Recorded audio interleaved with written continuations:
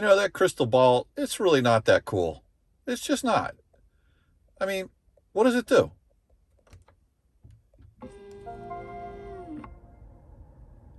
Actually, that was pretty cool. Welcome to another episode of Out of Spec Dave, where today we're going to be taking a look at the differences from a features comparison stake between the Genesis GV60 and the IONIQ 5. Now, many of you know that I just recently sold my IONIQ 5, and while everything is still fresh in my mind, I figured let me write down all the things that I loved about the IONIQ 5, the features that it had, and compare them to the GV60. Now, the IONIQ 5 that I had was a little bit of a lower price point because this right over here is the performance model of the GV60. But who cares about price when the car has a crystal sphere, a crystal ball that lights up, and it has Napa quilted leather seats that it just makes this interior so insane. It doesn't really matter that it has 429 horsepower and, you know, a boost mode that goes 483 horsepower and 0 to 60 in under 4 seconds. It has a crystal sphere and Napa leather seats. So, but let's get into it, folks, here and check out all the differences between the GV60 and the IONIQ 5.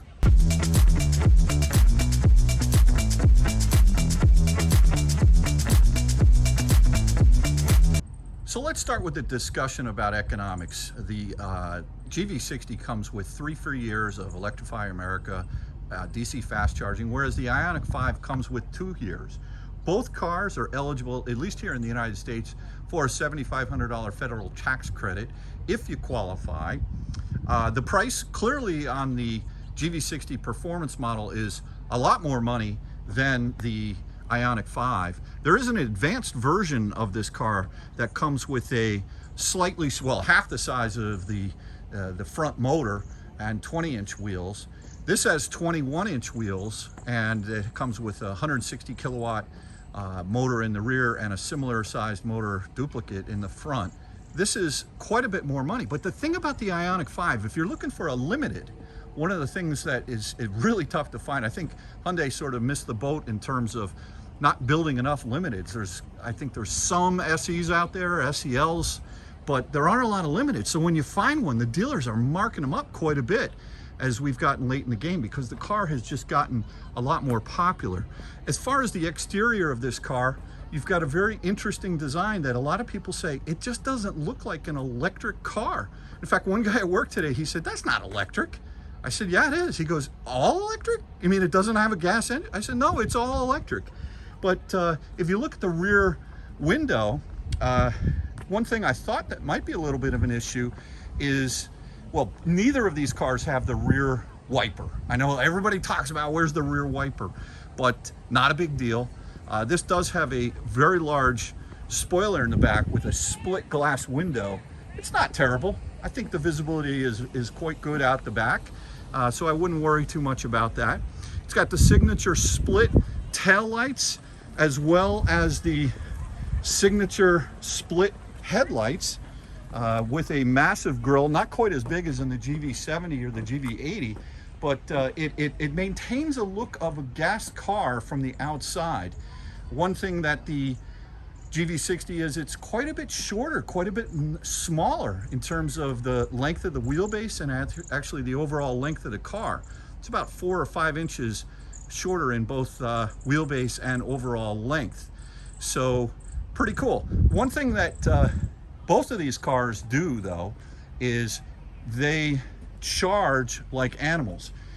When you plug into an EA station that's 350 kilowatts, you're going to pull, assuming everything is okay with speeds, you're going to pull about 240 max relatively deep into the pack. I was going to open that up, but I guess it for whatever reason it's not wanting me to. Well, that's okay. But one thing you can do with both these cars, whether it's the Hyundai or probably the Kia as well, is if you forget to close the charging port, when you put the car in gear, it automatically closes it. Unlike the ID4 that I had was a manual. I found myself always forgetting to close that charging port when I was charging at home. So, but look, this is a great looking car. We're getting a lot of compliments about it. I think a lot of people, when they first saw it in pictures, didn't love it. But at the exterior, this thing looks great. There's a lot of different colors to choose from, both on the exterior and on the interior. So I think that from a comparison standpoint, the IONIQ 5 is a wildly amazing looking car. The one that I had was in the Shooting Star matte finish, and I had the dark green interior, which really doesn't have any dark green to it. It had sort of a beige, almost off-white seat with red piping, which is quite amazing. So let's talk about the interior of this car. And first of all, this is just a personal note from Dave to the engineers over in South Korea. Not fair. This is not fair that you put this crystal sphere in this car, because my wife fell in love with it, and then she ended up falling in love with these Napa seats, which are quilted, which look amazing. We'll go over that in a little bit. But this crystal ball cost us a lot of money. I mean, watch what happens when you turn the power on the car. I mean, is this insane? Watch this. And what it does is it turns the crystal sphere around, and it shows you that you can go into park, neutral, or reverse. Now, one of the things that it may seemingly seem like that's not really a worthwhile thing, but one of the things I found in the IONIQ 5, I don't know if any of you who have IONIQ 5s find this, sometimes you get in the car and you can't figure out if the car is on or if it's off. Well, with this car, if you see this, you know the car is absolutely on. So so what I'm going to do is I'm going to break down this video into talking a little bit about some of the interior features that this car has. Some of them are the same as the IONIQ 5, but some of them are different. Like, for example, what is this over here? This actually looks like a speaker, or it looks like something that maybe gives some feng shui, some balance to the mirror control over here, which is really well executed. A lot of nice use of aluminum in this car. But no, this is an actual, if you turn it, if I can reach over there, you can buy these scented discs that go inside there, and it makes the car smell better. So IONIQ 5 doesn't have that, that's for sure. So that's kind of an interesting thing. The bezel around the center, the entertainment system. First of all, the entertainment system here is curved. You may not be able to see it super well, but it actually is curved, as opposed to in the IONIQ 5 where it's straight. And in the IONIQ 5, the bezel around it is white, whereas here it's black, which I think looks a lot nicer.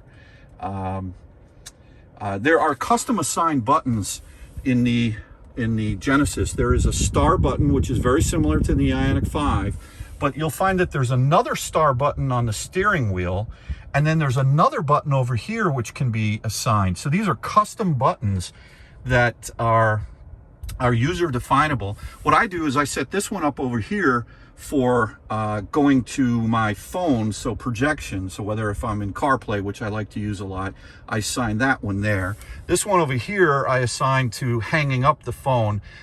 The options that are available to you in the Genesis on this star versus that star are actually different. And then this button right over here, what I do is I hit that, and that brings me back to the home button. So this screen right here in both cars is kind of stupid. I don't know why it goes to that. There's nothing that's going on this screen at all. But when you click on this button right here, what it does is it goes over to the to one of the home screens, and you can actually cycle through these, which is a very, very nice display.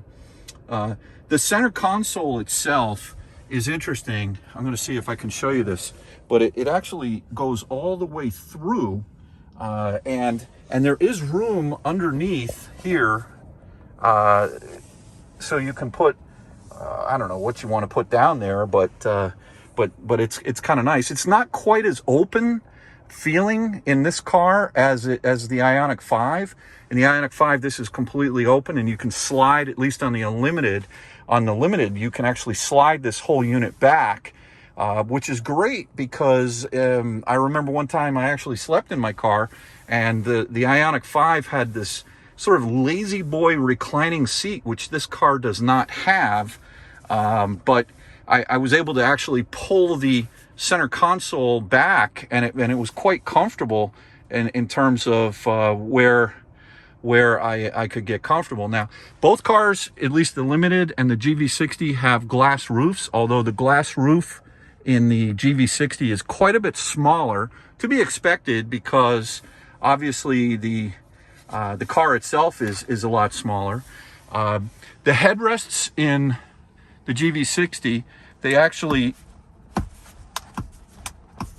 they move forward and back. I'm having a little trouble doing it here from this angle, but both of the headrests move forward and back in the GV60. I know in the IONIQ 5, the driver's headrest definitely moved back. I can't remember if the passenger one did or not, but you can really get the perfect sort of ergonomic angle for your seating with that. You can actually control on the GV60. You couldn't do this on the IONIQ 5, but you can actually control the angle of the seat, or you can move it forward or back.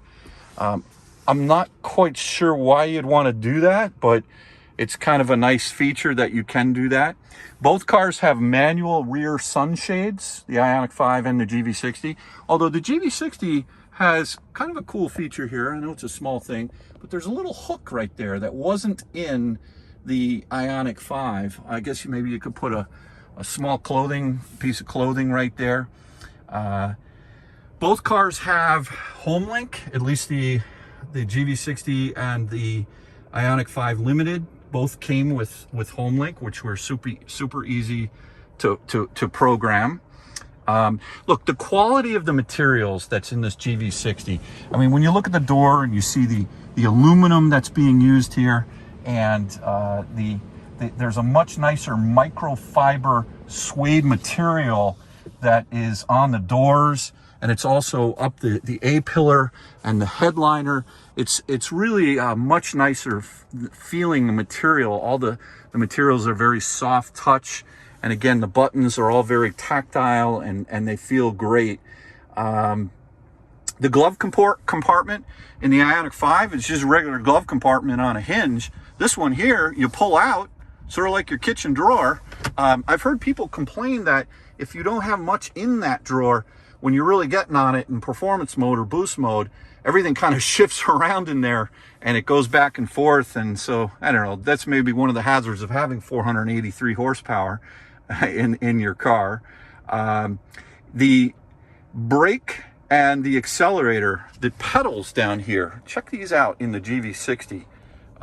They're kind of like a metal with a rubber. I mean, those are much nicer. These floor mats I put in here, Genesis hasn't released the actual floor mats for the car yet, so I just put some nice floor mats in, because at least in this interior, in this color interior, I didn't, the floor, the carpeting is a very light color. Again, the rear seats have the Napa leather. They have heated seats in the rear on this car. They also recline, but so do the IONIQ 5. The seats in the back recline, very comfortable. There is less leg room here in the GV60 than the IONIQ 5, and the IONIQ 5 I think is less leg room than the EV6, if I'm not mistaken. So that's something to think about. The seats are both cooled and heated in this GV60, same as in the IONIQ 5. But this GV60 has what's called an ergo motion massaging seat. Now, the ID4 I used to have years ago, or not years ago, maybe months ago, it had two massaging seats in the front, the passenger seat and the driver's seat. In this car, in the GV60, you get a massaging seat that's called the ergo massaging seat, which is quite interesting. The front seat also has something, I don't know if some of you maybe watched my video of the delivery when Tim from Genesis of Fairfield was showing me about the posture setting. So you put in your height, your weight, your inseam, and it actually sets the seat exactly how it believes you should have that. The Genesis has a tilt and telescopic wheel, but in the Genesis here, it's actually power. So you can actually move it down or move it in or move it out. Whereas in the IONIQ 5, it moves in and out, but it's manual. So that's a difference as well. The steering wheel, both are not capacitive. They're torque sensing. Both the steering wheels are leather, and that's good. The USB ports in this car, for those of you who didn't like the fact that the IONIQ 5 had USB-A ports, this has USB-C ports. I believe that the leather that was in the IONIQ 5 was not necessarily real leather. And perhaps even in the GV60, in the advanced edition, it may just be some kind of synthetic or vegan leather. This is a cabin where you really want to spend time. I can tell you that I also wanted to spend time in the IONIQ 5. This just feels a lot more grown up. The materials are definitely higher quality, and I encourage you to check out both, but I don't think you're going to be disappointed with this car. As a matter of fact, one of the things I learned is that the designer of Genesis was actually a designer for Bentley. And when you look at these seats, I mean, these kind of look like Bentley seats. Now, don't get me wrong. This is not a Bentley, okay? I get that. But the quality, there is not one rattle in this car. There wasn't one rattle in the IONIQ 5 either. They are building some amazing cars coming out of South Korea. All right, let's jump next to performance. So let's talk about performance. You'll notice an extra button here in the GV60 Performance Edition, which is boost mode. And what that does is that gives you 10 seconds of extra overboost from 429 horsepower up to 483 horsepower. I hit that button once, and it really threw me back quite a bit. It's a tremendous amount of power. Now, the power in this car is 429 horsepower. It has a 160 kilowatt motor in the rear, 160 kilowatt motor in the front, and the IONIQ 5, it had a 160 kilowatt in the rear and an 80 kilowatt in the front for a total of 320. 0 to 60 on the IONIQ 5 was 5 seconds. It's plenty fast. As a matter of fact, I drove the rear wheel drive IONIQ 5, and that car was plenty fast. You don't really need to go that fast. I mean, these cars are designed to be super smooth. They're a lot of fun. They do go fast, but you don't even realize how fast you're going. From a performance standpoint, as far as the charging goes, I mentioned earlier that these cars charge at 240 kilowatts max. One of the things that the GV60 does, this is a 2023 model, it comes with battery preconditioning.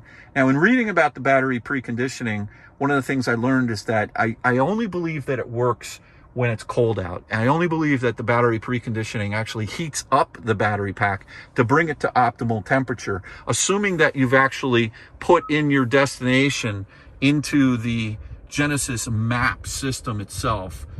Very similar to what Tesla does, but I don't believe if it's 110 degrees out that the battery preconditioning is actually going to cool the battery pack. I think it only heats it up. There's a lot of rumors about whether or not the battery preconditioning feature is going to be available in the as a software update for the IONIQ 5 for 2022s. I don't believe it is from my sources. I do believe the 2023 is going to have battery preconditioning. That is a big deal. I can tell you that when I charged my IONIQ 5 earlier this year in the wintertime, it was only about maybe 35 degrees out one day, and I was charging max of 65 kilowatts, and this car can do a lot faster than that. As far as plug and charge, think about Tesla. You buy a Tesla, you pull up to a supercharger, you plug it in, and what happens is it just charges. Plug and charge means that you pull up to Electrify America station, you plug in the port, and it starts charging. You don't have to go to the EA app or anything like that. It's not difficult to do if you've never charged a car using EA, but it's clearly easier with a Tesla. You just pull up to a supercharger, you start charging. You don't even think about it because there's a handshake that happens. What does that mean? That means that the charging the charger itself knows which car is charging. It understands the VIN number. It understands how to actually charge your credit card or keep track of how much you're using from a consumption standpoint. And I really thought this car was going to have it, and it doesn't. There's a little asterisk on the website that says, and by the way, the IONIQ 5 does not have plug-in charge. At least the 2022 does. I don't think the 2023 is going to have it. And the GV60 I thought was going to have it, and this is a 2023, but it doesn't. Not in the United States. I think that's a problem. I imagine it's a difficult problem to solve. When you say plug-in charge, or with a Tesla, everything's vertically integrated. It's Tesla superchargers, Tesla cars. They control everything. They write their own software. They design their own hardware. They deliver it. Here, you've got multiple stations. But what I was thinking was, if Hyundai or Genesis Kia, they've partnered with Electrify America, at least make plug-in charge work with Electrify America here in the States, please. I think that would be a huge thing to help out. Now, the suspensions between the GV60, at least the Performance, and the IONIQ 5. Now, the IONIQ 5, there's a lot of talk about the N that's coming out, which is going to be a beast. Okay, that's going to be the performance version of the IONIQ 5. I've seen some spy shots. The thing looks pretty sick. I love the look of the IONIQ 5. My wife just didn't want to drive it. She wanted this car. But this car has an electronically controlled suspension. And I don't really read that much about it, but it's wild technology that's usually found on cars that are much more expensive than this car. What it does is it has a camera or radar that reads the road in front of it. And if it sees that it's going to be bumpy or kind of sloppy or something like that, it will electronically change the dampers and firm up the suspension before you hit whatever it is that you're going to hit on the road. Rumor has it that the IONIQ 5N is going to have that, but the regular IONIQ 5, regardless of trim, even on the limited trim, it does not have that. The wheels, this car's got 21s. My IONIQ 5 Limited had 20s. I mean, they both rode extremely smoothly. Smoothly, I forget which it is, but the IONIQ 5, as much as it looks like a sporty car, it's actually a soft riding car. This car here is plush. Even though it has a smaller sidewall on the tires and 21-inch wheels, I don't find any issues with this car as far as smoothness and drivability. Active noise cancellation, not available or something that's even offered on the IONIQ 5. This car has it. Supposedly it's tied into the B&O, Bang & Olufsen stereo system. I can't really tell if it's working or not. I don't know. Apple CarPlay and Android Auto, both the IONIQ 5 and the GV60 have it, but not wireless. I know a lot of people say, oh, it doesn't have wireless, but you know what? When I go on long road trips, just being practical here, what I do is I like to plug my phone in because I use Waze. And Waze is using GPS and maps and all these different things, and it really sucks down your battery life. So it doesn't bother me that this car doesn't have wireless Apple CarPlay. When I get in the car, if I don't plug my phone into the USB-C port, what I'm able to do is still connect from a phone standpoint or playing music on my phone, but it just doesn't do Apple CarPlay wirelessly. There is a card key that comes with the car. It looks just like a Tesla key. The other day, I went back to the dealership, Genesis Fairfield, spent about an hour and a half, 2 hours with Tim again, who's great. We couldn't get that thing to work, and more importantly, we couldn't get the actual Apple what they call Genesis Digital Key 2. Now on the IONIQ 5, it comes with what's called Genesis Digital Key. The Genesis GV60 comes with Digital Key 2, and the difference is that Digital Key 2 is supposed to also now support Apple, iPhone, iOS. I never set up digital key on my IONIQ because I'm not an Android guy. But here, Tim and I, we tried to get this thing to my iPhone to set up, and we just could not get it to work. When we do, it's going to be a pretty cool system because it uses ultra wideband sensors that actually, if you walk up to the car, then you're able to, the GV60, not using Bluetooth or satellite or cellular, using these ultra wideband sensors, will actually detect that your phone is there, and it will unlock the car for you. So I think that's pretty cool. As a matter of fact, there's functionality I have to figure it out, but I do wear an Apple Watch, and apparently you're able to open the car and drive the car just from your Apple Watch as well. There's so many different ways that you can actually, other than using a key for this car, or a key fob, which it comes with two, one white, one black. The IONIQ 5 obviously comes with key fobs as well. But the actual there's a function where, I'm sure you've seen it, where you can actually use face recognition, and then there's also a fingerprint scanner that you can get in the car. And as silly and gimmicky as that sounds, sort of like when I was talking earlier about the crystal sphere, it actually has functionality that if you see the park drive reverse, you know that the car is on. Okay, so what I was talking about was the facial recognition and this fingerprint scanning. It came in handy a couple times. I was out in the garage. I wanted to get something out of the car. I didn't have the key. I just used my face. I mean, instead of using my head, I used my face, right? And the car unlocked. The other day, I got so brave when I took this thing to work and I parked it in my parking garage. It was kind of dark in there, and I went to lock the car, and it didn't lock. And so I was like, wait a minute, maybe the light, but I thought it uses infrared. So what I did was I turned my cell phone light on, shined it on my face, and then the thing locked. Maybe it just didn't recognize. I don't know what was going on, but it's worked very well so far. I'm quite happy with that. There is a feature in the GV60 which is not available in the IONIQ 5, which is a sound generator. To me, don't waste your time, but there are three sounds. There's future sound, electric vehicle sound, and then a motor sound. And there's three different levels of sound. One thing I meant to mention is that both cars have an electric opening, the hatch, the rear hatch. The GV60, it has 2 speeds to open and close the rear hatch, which I think is kind of funny. Yeah, so that kind of finishes up a lot of the features that I wanted to talk about. With respect to the multimedia, let's get into that next. So the first thing that sort of annoys me about both the IONIQ 5 and the GV60 is the lack of enough trip odometers. I'm big into trip odometers and data.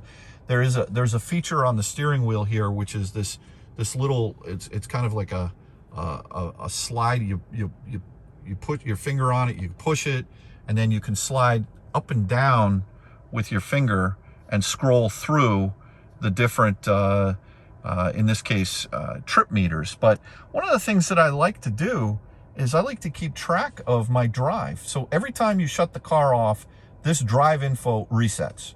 The next thing that you can do is you can have an accumulated information, which is a drive.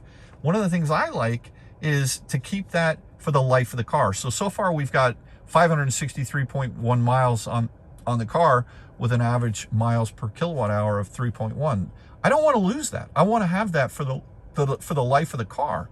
But unfortunately, I can't have that because there's only after recharging, drive info, which resets every single time, and then accumulated info. Anyway, I'll get off that topic. The screen itself, the multimedia screens, both in the IONIQ 5 and the GV60, 12.3 inch navigation screen, and both have AM, FM, SX, Sirius satellite radio, and HD radio. But one of the things that this GV60 supports, and a lot of people are talking about the IONIQ 5, that it's also going to support over-the-air updates. But what's really interesting about over-the-air updates is that there's 2 different types of over-the-air updates. One is a software over-the-air update, and the other is a firmware over-the-air update. So my understanding is the IONIQ 5, when and if it does support over-the-air updates, which I just read yesterday, I think someone got it working the other day, but all it does is it updates the maps and the multimedia system. And this car will do that too with the software over-the-air update. But this Genesis GV60 takes over-the-air updates, OTA, to the next level with what's called firmware over-the-air updates. And with firmware over-the-air updates, that allows for improvements in the overall vehicle performance by providing updates to the EV control unit, which is called the VCU, the brakes, the steering, the electronically controlled suspension, the Face Connect system, airbag deployment, and the ADAS features in the future. So the firmware over-the-air update in the GV60 is capable of updating a total of 17 different controllers in this car, whereas in the IONIQ 5, maybe the 2023 will have that. I don't know though, but this car is really connected to be future-proofed as far as over-the-air updates, which I think is fantastic. The layout of the whole screen system and all the buttons on the wheels and all of that in both cars, you get used to it. I think that there's some redundancies in the GV60 that were not there in the IONIQ 5, but the IONIQ 5, the execution of that is tremendously good. I like this feature here where you can actually control where you want the air, and it's more of a visual than anything else. Really slick the way that they've done this, and the displays are very clear, very crisp, and they're excellent. So I think that's quite good. Just talking about the radio, this car comes with a Bang & Olufsen stereo system, whereas the IONIQ 5 comes with, at least the limited version that I had, comes with a Bose system. Both have subwoofers. Both systems, they're okay. I think the B&O system is a little better. It's good. It's not mind-blowingly good. Either one of them, neither one of them are mind-blowingly good. All right, now let's get into some of the tech as far as safety features that are concerned here. Both cars have forward collision avoidance. Both cars have lane keeping assistance and lane following assistance. This is really what we're talking about in the ADAS system. Both cars have blind spot collision avoidance. However, the GV60 has 360-degree blind spot avoidance. So if you're pulling into a parking spot and you're going to hit something on the side of the car, it will tell you not just passenger, forward collision or rear collision, but also side collision. And the graphics on that are great in terms of when you're driving the car and how they come alive. The auto hold, this is a button down here that is the auto hold button. I would avoid using the auto hold button just from experience when you're in iPedal for regenerative braking, which we'll talk about in a little bit. And I would also avoid using auto hold even if you're in a lower state of regen, because what happens is, especially if you're in a delicate situation, you're in a parking spot, or maybe you're in your garage, if you have the auto hold feature on, what happens is you give a little bit of an acceleration and then the car jumps. You got to remember, these cars have tremendous amount of torque.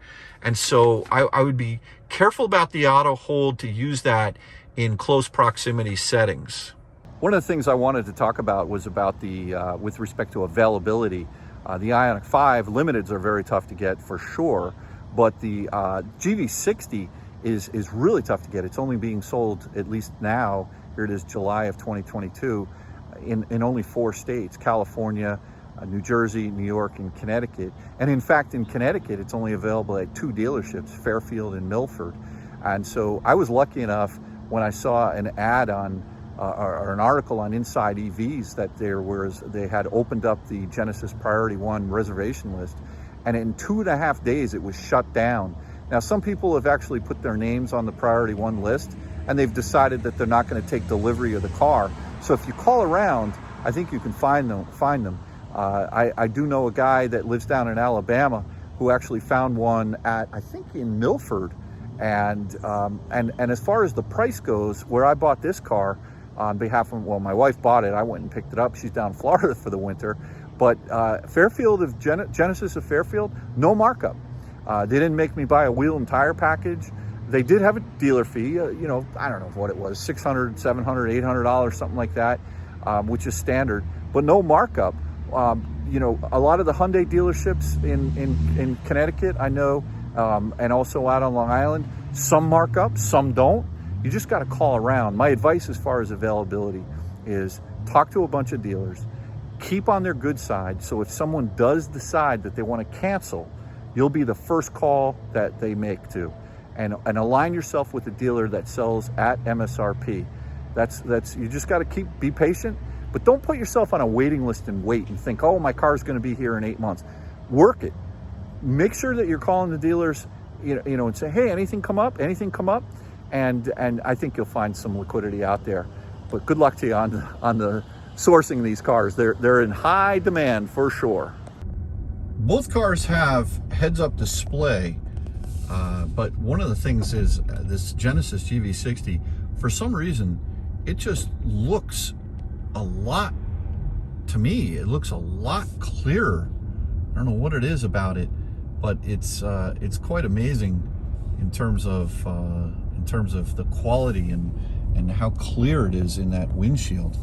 So the IONIQ 5 wasn't bad. It's really got similar functionality, nothing really all that much different, but this heads-up display in these IONIQs and the GV60s, they're great. I really like them a lot.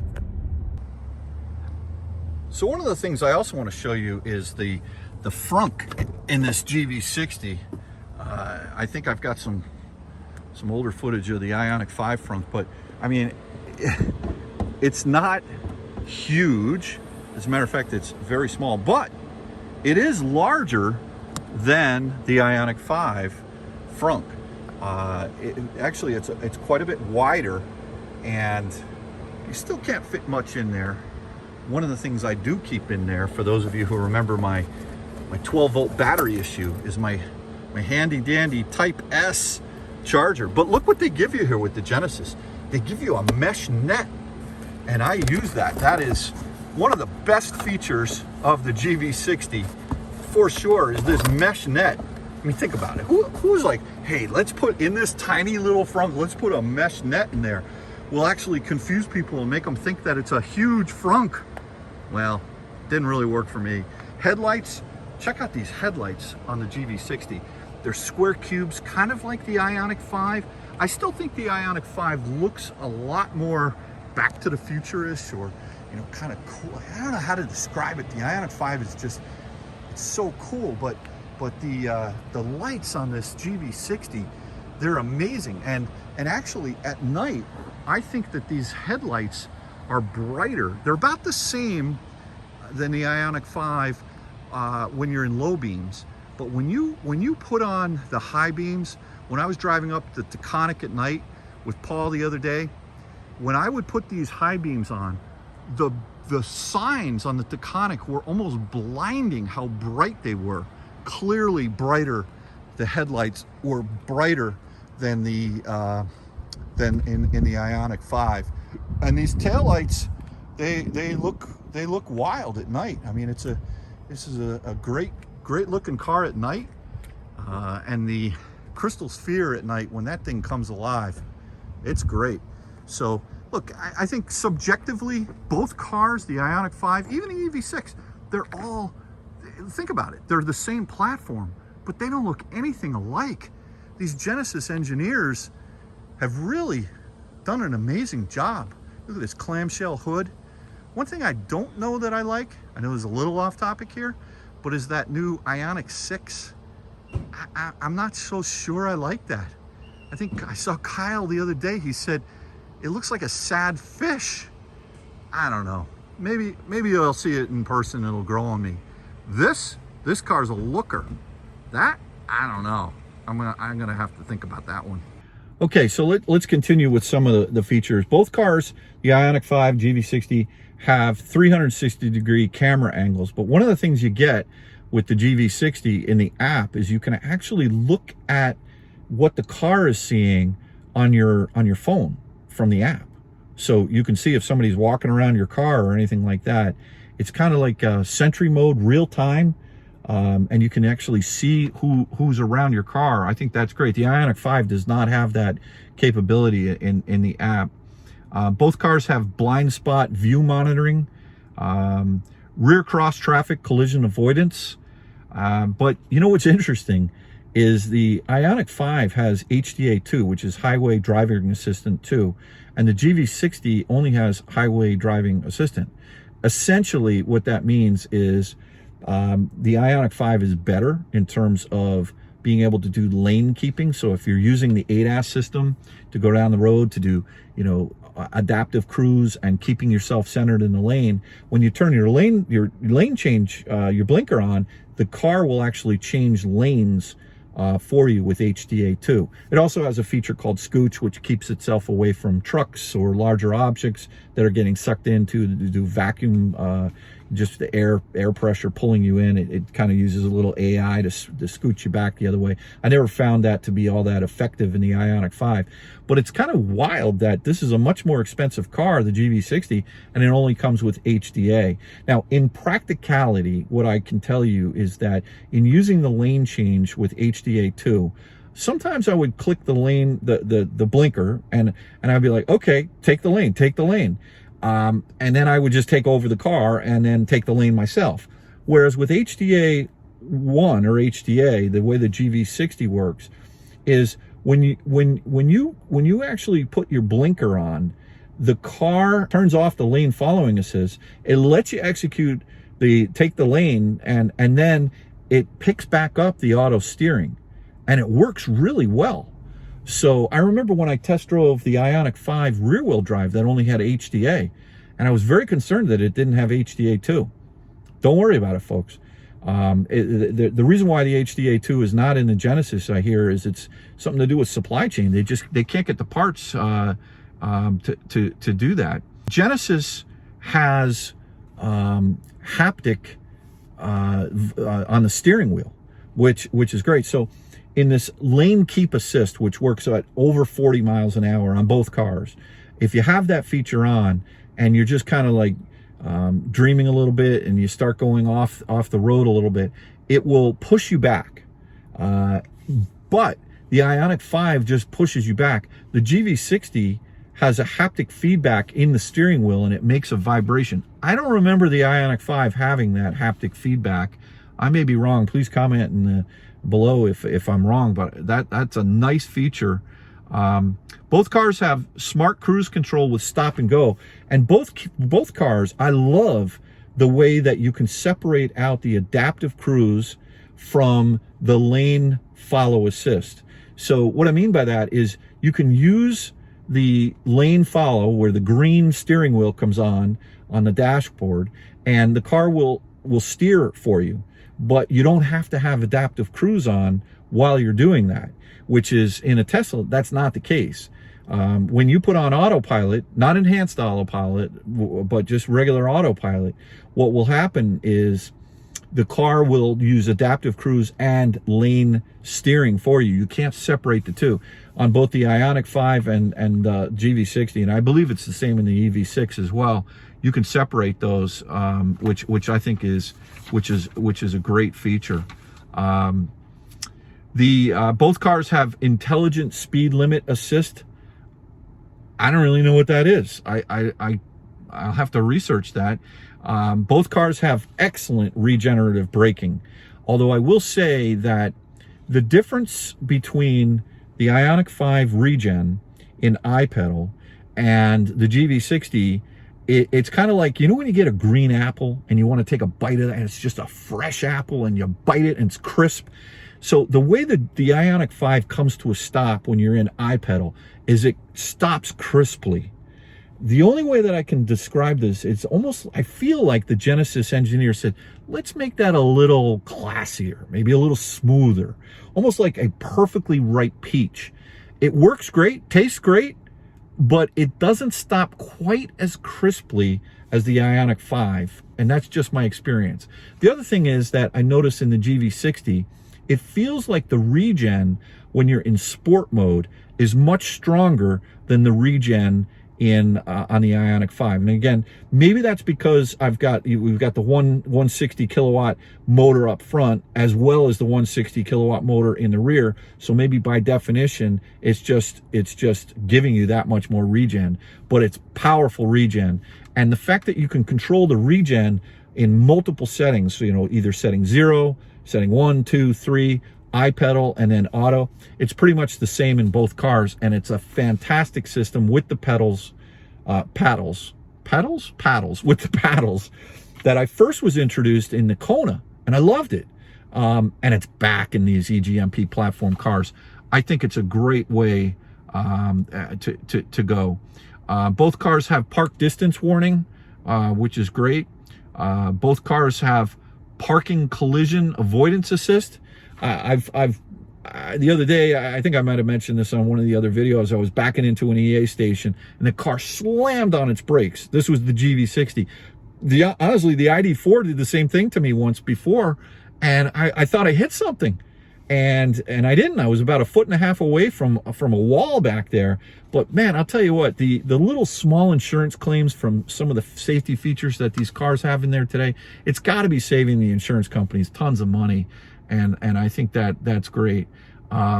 This car has remote parking assist and safe exit assist.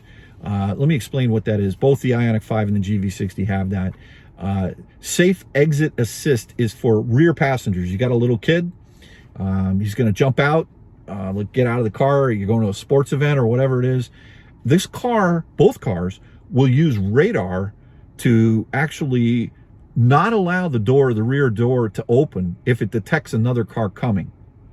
I mean, think about the way these engineers are using technology to maybe save people's lives. I love it. I'm fascinated by it.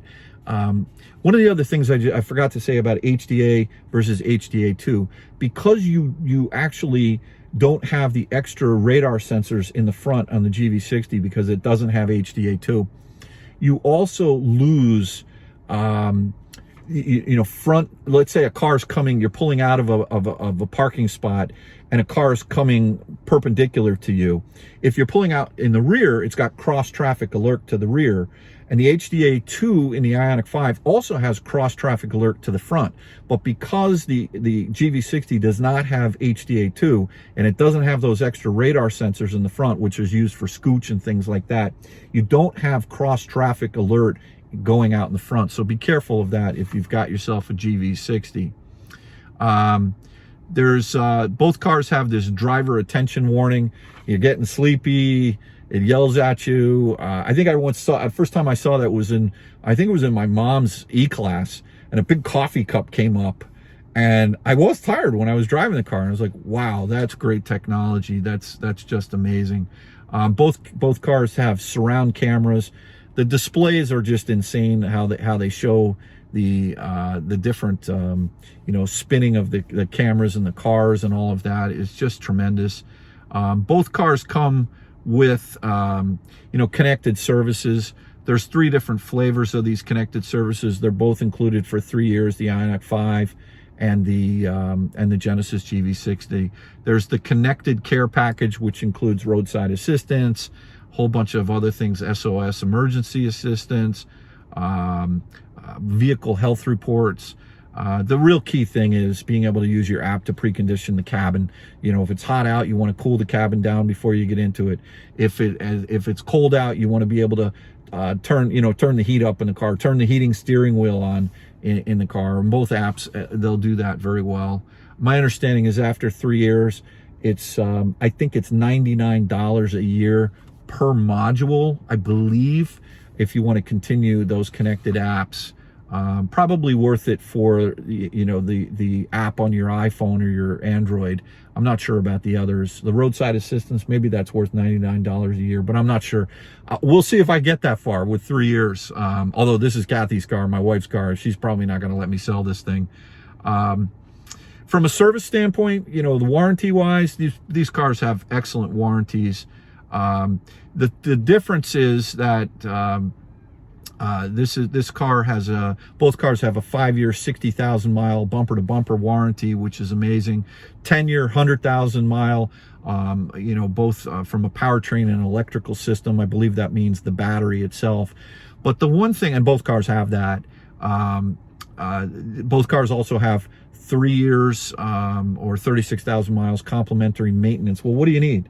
Well, on my IONIQ 5, I apologize, I keep putting my finger out in front of the lens there, but and the IONIQ 5, they rotated my tires at 5,000 miles. I thought that was great. So it was really good. But the one thing you do get with the Genesis is you get what's called the complimentary service valet. And what that means is that if you need service, the Genesis reps will come to your house. They'll drop you off a loaner car. They'll take the car, your car, and fix it, and they'll return it. Genesis really has stepped up the service. Even though I took delivery at a Hyundai dealer, and you're going to start to see more and more Genesis bricks and mortar, you know, self-contained dealerships here over the next 5 years for sure. Genesis is really out there to put out a quality product and step it up in terms of the service. So all three of these EGMP platform cars, Kia EV6, IONIQ 5, or Genesis GV60, they're all awesome.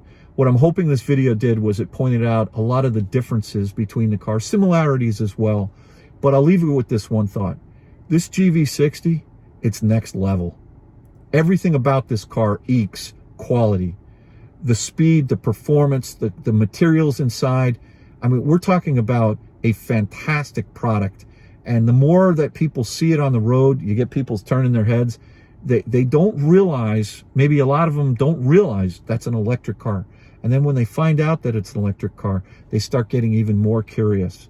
So look, we're super happy with all of these EGMP platform cars.